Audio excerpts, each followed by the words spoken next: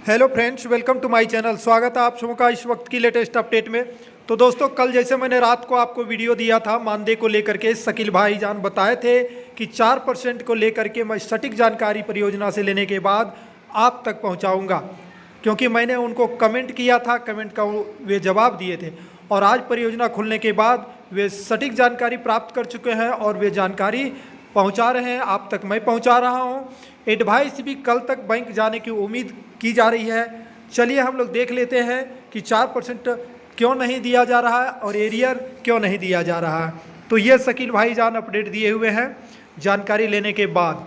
देखिए, ठीक है, यहाँ लिख रहे हैं, राज्य के तमाम सहायक अध्यापकों को सूचित किया जाता है कि शनिवार यानी 21 सितंबर को राज्य परियोजना के द्वारा सभी जिलों को 4% वार्षिक इंक्रीमेंट के बिना और एरियर को घटाकर पुनः संशोधित डाटा सभी जिलों को लॉट करने का निर्देश दिया गया है।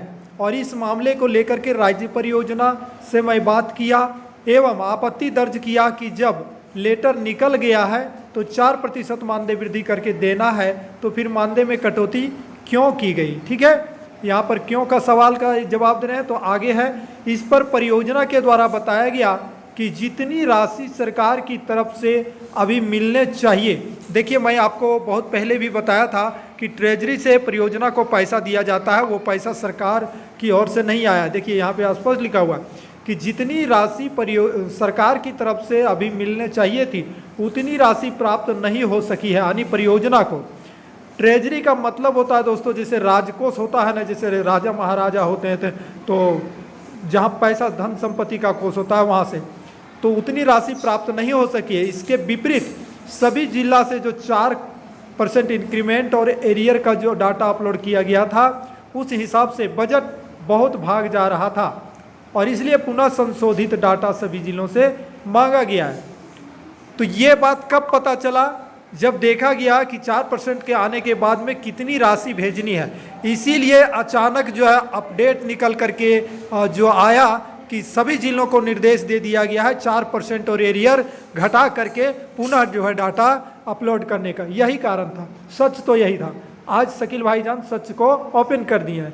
आगे लिखा हुआ है, परंतु साथियों चिंता करने की आवश्यकता नहीं है, क्योंकि परियोजना के द्वारा यह भी बताया गया है कि सहायक अध्यापकों का 4% एरियर कहीं नहीं जाएगा। शेष अलॉटमेंट राशि सरकार से मिलने के बाद एरियर जोड़कर भुगतान कर दिया जाएगा, यानी कि 4% एरियर के साथ आपको मिलेगा, लेकिन इस माह अगस्त के साथ नहीं। ठीक है, तो आगे यहाँ लिखा हुआ अगस्त के मानदेय के बारे में बताया गया कि यदि आज सोमवार, ठीक है, को संशोधित डाटा सभी जिला से अपलोड हो जाता है तो कल तक तुरंत एडवाइस बैंक भेज दिया जाएगा। ये बात परियोजना के द्वारा कहा गया है। ठीक है, तो ये हो सकता है यदि डाटा चला जाएगा तब की बात है, अन्यथा कल जो है ये गारंटी मत समझिए, लेकिन अगर डाटा चला गया तभी। और ये बात आपको फिर मैं खबर दूंगा जब अगली सूचना आएगी कि डाटा सब गया या नहीं, तो पल पल की खबर दूंगा। दोस्तों, काफ़ी दिक्कतें हैं सहायक अध्यापकों के लिए। बहुत सारे सहायक अध्यापक कमेंट करते हैं कि सरकारी शिक्षकों का मानदेय का अपडेट, वेतन का अपडेट क्यों नहीं दिया जाता। भाई, उनको समय पर वेतन मिल जाता है तो फिर वे हल्ला क्यों करेंगे। हल्ला बोल तो यहाँ होता है सहायक अध्यापकों का, इसलिए सहायक अध्यापकों को जानकारी देनी ही पड़ती है।